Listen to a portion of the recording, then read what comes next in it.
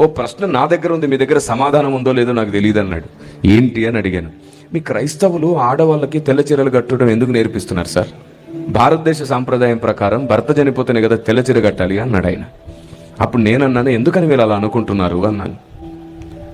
తెల్ల చీర కట్టుకుని వాళ్ళ బంధువులకు ఫంక్షన్ల దగ్గరికి ఎక్కడికైనా పోతే వాళ్ళకి ఎంత తలవంపులు సార్.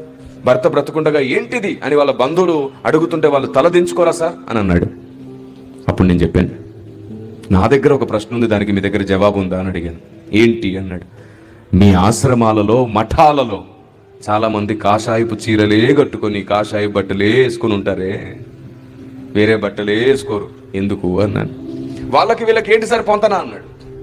పొంతనుందో లేదో నేను చెప్తాను, అడిగింది నాతో చెప్పండి అంటే ఆయన అన్నాడు, ఎవరైతే తమ బ్రతుకులు సమర్పించుకుని ఆ మఠాలకు దేవునికి పూర్తిగా జీవితాన్ని అర్పిస్తారో, ఇంకా మాకు వేరే కోరికలు వద్దు అనుకుంటారో వాళ్ళే కాషాయపు బట్టలు వేసుకొని అక్కడ ఉండి సేవ చేస్తూ ఉంటారంట. అలాగే క్రైస్తవుల్లో కూడా తమ బ్రతుకుల్ని పూర్తిగా దేవునికి సమర్పించుకొని మా సొంత ఇష్టాలొద్దు, మాకు రంగు బట్టలు కూడా వద్దు, దేవుని కొరకే బతుకుతాం అనుకున్న వాళ్ళే తెల్ల బట్టలు వేసుకుంటున్నారు.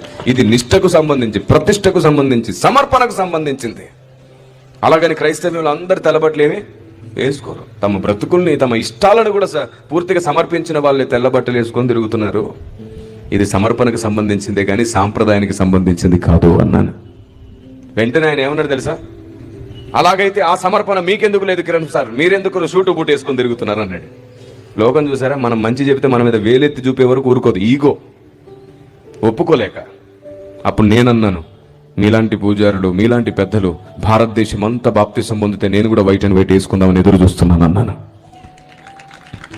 వందనాలు సార్ అని వెళ్ళిపోయాడు ఆయన. Download ShareChat.